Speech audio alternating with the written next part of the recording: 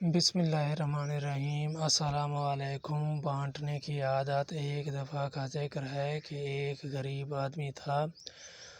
وہ محنت مزدوری کرتا تھا اور اس سے جو کچھ بھی اسے ملتا صبر شکر کر کے وہ اور اس کے گھر والے اس میں گزارا کرتے۔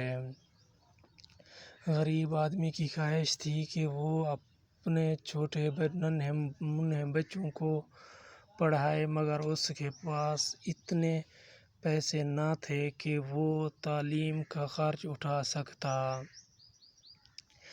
غریب آدمی زندہ دل تھا۔ اگر وہ کسی کو بھوکا پیاسا دیکھتا تو اپنے کھانے میں سے اس کو تھوڑا ضرور کھلاتا۔ ایک دن غریب آدمی کو دور دراز ایک گاؤں میں مزدوری کے لیے جانا تھا۔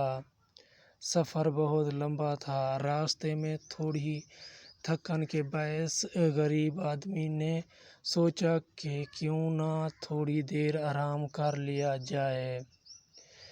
یہ سوچ کر وہ غریب آدمی درخت کی چھاؤں میں جا کر بیٹھا ہی تھا کہ اوپر سے ایک کاغذ گرا جس میں لکھا تھا امیر ہونے کا راز اور ساتھ ہی ایک نقشہ دیا ہوا تھا۔ وہ غریب آدمی اسی وقت اس نقشے کا پیچھا کرتے ہوئے اس جگہ تک پہنچ گیا جہاں اس کو امیر ہونے کے راز کا پتہ لگانا تھا۔ کچھ ہی منٹ بعد امیر آدمی کو ایک پیاری سی پری دکھائی دی۔ وہ غریب آدمی سے مخاطب ہوئی، تم امیر ہونا چاہتے ہو؟ غریب آدمی نے اس بات میں سر ہلایا۔ پری نے کہا، وہاں دریا کے کنارے سونے سے بھرا ایک صندوق ہے، لیکن وہ اتنی گہرائی میں ہے کہ تمہیں زمین کی کافی گہری کھدائی کرنی پڑے گی۔ یہ راز آج سے پہلے کسی شخص کو بھی معلوم نہیں تھا۔ اگر تم اس صندوق کو حاصل کرنے میں کامیاب ہو گئے تو تم ایک امیر کبیر آدمی بن جاؤ گے۔ یہ کہتے ہی پری غائب ہو گئی۔ غریب مزدور نے دریا کے کنارے پہنچ کر کھدائی شروع کر دی۔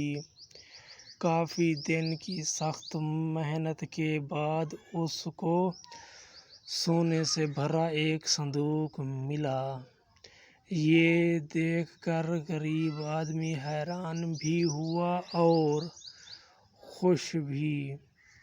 کھدائی کافی گہری تھی، لیکن غریب آدمی بھی مستقل مزاجی سے کھدائی میں لگا رہا اور ہار نہ مانی، اور ایک دن وہ سونے سے بھرا صندوق حاصل کرنے میں کامیاب ہو ہی گیا۔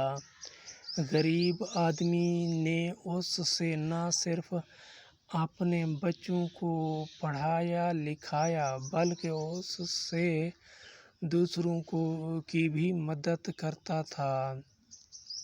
پیارے بچوں، بانٹنے سے ہمیں رزق بڑھتا ہے ہمیشہ، لہٰذا ہمیں اپنے اندر بانٹنے کی عادت ڈالنی